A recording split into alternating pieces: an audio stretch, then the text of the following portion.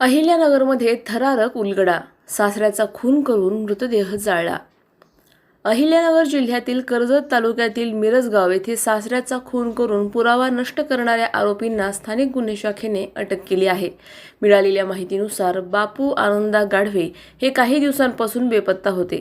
तपासादरम्यान पोलिसांनी संशयितांकडे चौकशी केली असता सुनील रामदास राठोड, आकाश बापू गाढवे आणि पायल उर्फ आकांक्षा गाढवे यांनी मिळून शेतजमिनीच्या वादातून त्यांचा खून केल्याचे उघड झाले।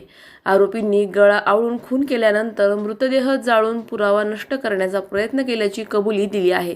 या प्रकरणाचा तपास करताना मुख्य आरोपी सुनील राठोड याने अकोला जिल्ह्यातील प्रेयसीचा देखील खून करून मृतदेह जाळल्याची धक्कादायक कबुली दिली आहे।